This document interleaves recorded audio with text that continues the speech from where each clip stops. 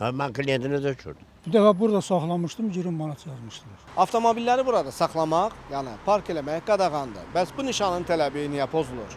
Daima durmada yağın ki. Ben kliyentine de uçurdum. Mane olur da. O yağın ki. Onlar düz saxlamırlar. Mən onu deyə bilmərəm. Həmişə saxlayıblar da, indi nə olubsa. Sizə nə qədər cərimə gəlib? Bir dəfə burada saxlamışdım, 20 manat yazmışdılar. Fövqəladə halların idarəsidir. Bu palasanı onlardan ötürü eləyiblər ki, burada saxlamaq mümkün olsun. Taksilər orada qoymur saxlamağa. Taksi dayanacaq yeri orada qeyd olunmuyor baxı.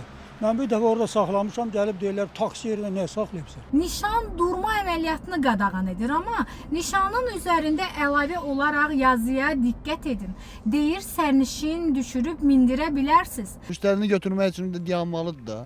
Zınak bəs niyə qoyulub orada? Mən o taksiyəm də, yəni mən də orada dayanıram da, mən də onda mən kiməsə maneçilik eləyirəm. Yəni mən müştərini oradan götürmək üçün nəsə eləməliyəm ya yox. Siz müştərini düşürdürüb mindirə bilərsiniz də, düzdürmü? Dayana bilməz. Xeyr. Yəni dayanan avtomobillər bəli. Minib düşmə yeri nişanı var da. Burada da avtomobillər saxlayıb. Sizə çətinlik yaradır? Çox çətinlik yaradır. Çox çətinlik yaradır. Yəni, məcburiyyətdən belə yolun. Bəli, bəli. Cərimə gəlir ona görə də. Təşəkkür.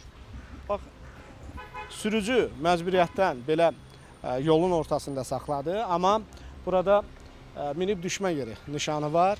Belə avtomobillər burada saxlayır və belə olanda da sürücülər məcbur olub yolun ortasında avtomobili saxlayırlar. Bir də kəsişmə nöqtəsindən məsafəni də gözləməyiniz vacibdir. 5 metr məsafəsinə xüsusi diqqət etməyiniz vacibdir. İnzibati Xətalar Məcəlləsində bunun 2 balı və 40 manat cəriməsi var. Və nişandan sonra, nişanın tələbinə riayət etmədiyiniz halda isə İnzibati Xətalar Məcəlləsində 20 manat cərimə var. Diqqət etməyiniz çox vacibdir. Məsələ ilə bağlı Bakı şəhər Dövlət Yol Polisi İdarəsindən isə bildirildi ki, söz gedən ərazidə yol hərəkəti təhlükəsizliyinin təmin edilməsi, eyni zamanda yol hərəkəti əleyhinə qayda pozuntularının qarşısının alınması istiqamətində mütəmadi olaraq nəzarət tədbirləri həyata keçirilir. Bununla yanaşı aidiyyatı qurumla birgə aparılan təhlillərin nəticəsinə uyğun olaraq qeyd edilən yolda əlavə nizamlama vasitələrinin də tətbiq edilməsi nəzərdə tutulur.